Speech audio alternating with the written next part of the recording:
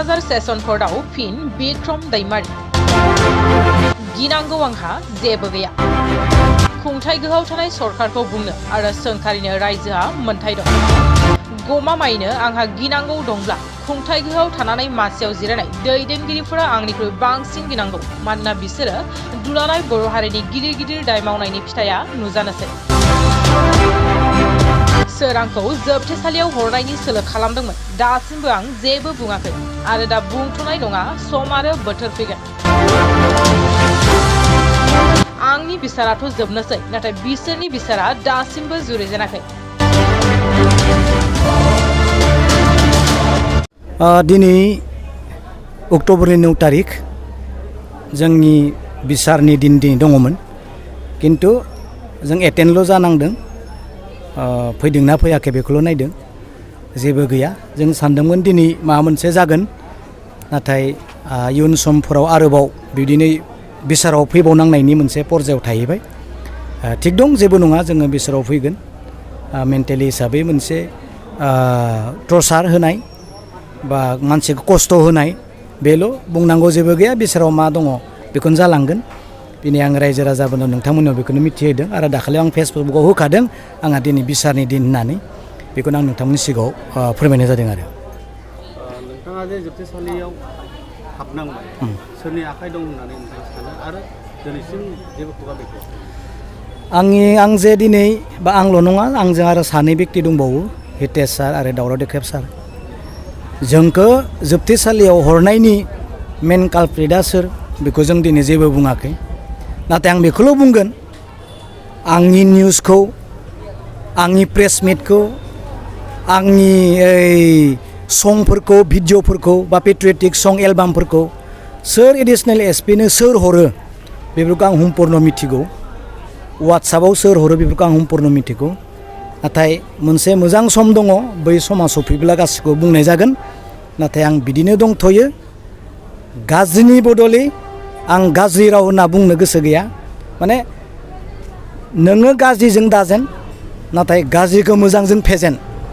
आंनियाव बे मटिभ दङ बेनिखायनो आं दिनै जेबो बुंथ'वाखै केस थाखानाय हिसाबै गभर्नमेन्टखौ सोंखारिबाय थायो नोंथाङा गिनाय फैया नामा गिनांगौ आंहा जेबो गैया रुलिं गभर्नमेन्टखौ बा सरकाराव थानाय दैदेनगिरिफोरखौ सोंखारिनाय बुंनाय लामा दिन्थिनाया दिनै जानतानि खामानि बा रायजोनि खामानि बेयाव आंहा जेबो गिनांगौ गैया अब्लाबो जुदि आंहा गिनांगौ दंमारोब्ला जायफ्रा दिनै खुंथाय गोहोआव दङ मासियाव जायफ्रा दिनै जिरायनानै दङ बिथांमोनखौ बुंनायाव आंहा जुदि गिनांगौ दंमारोब्ला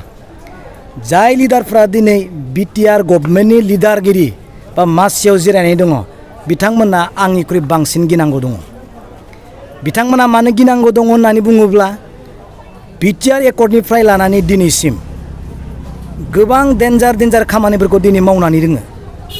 जायनि फिथाइखौ दिनै दुलाराय बर' रायजो राजाया मोननो थांगासिनो दङ गमामायैनो आंहा दिनै जुदि गिनांगौ दंमारोब्ला गभर्नमेन्टखौ बुंनायाव आंनिख्रुइ बिथांमोना बांसिन दिनै गिनांगौ जानानै दङ फैबाय थानाय समाव रायजोनि नोजोराव आंनि बिसाराथ' दा सोलिबाय थादों जोबनोसै बारा गोबाव सम गैला बोसोरसे बोसोरनै नाथाय बिथांमोननि बिसारा दासिमबो जुरिजेनाखै बिनिखायनो आंहा गिनांगौ जेबो गैया आं दिनै नोंथांमोनजों बेखौ बुङो दानि इउपिपिएल सरकारा रायजोनि सिगाङाव बुंबाय थायो माने जौगागासिनो दं आरो गोजोन सान्थि जाबाय होननानै बुंगासिनो दं दा नोंथाङा बिनि बिषय मा बुङो दिनै बिनि राइट एन्सारखौ दिनै आं होब्ला दुखु मोनगोन नङा होमबा आं होब्ला दुखु मोनगोन रायजो राजाया होगोन दिनै रायजोआ संकसनिफ्राय सदियासिम दिनै खुसि ना अखुसि बेखौ रायजोआ मिथिगोन थांनाय साननैसोनि आगोल रंजादों मोसादों दल दामदों खेराइ मोसादों मानसिफोरनि मेगनाव गोजोननि मोदै नाथाय एक्सुवेल पिक्सारा मा जानानै दंमार' बिनि फाइनाल पिक्सारखौ नुनो थांगासिनो दङ नाथाय आं दिनै बुङो बेफोरबायदि गाज्रि समा जोंनि बे बर' रायजो राजानि गेजेराव दा फैथों सैथोआ मा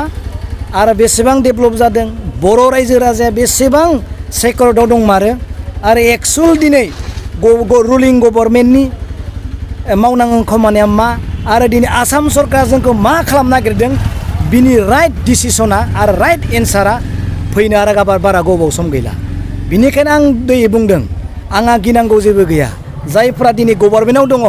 बिथांमोना रायजोनि थाखाय मा मावमारदों बिथांमोननि पिक्सारा नुजानो आरो बारा गोबाव सम गैला बेखौनो आं बुंदों डेभेलप जादोंना जायाखै आं बुंबा दाय जागोन रायजोआ बेखौ डिसिसन खालामो थेंक इउ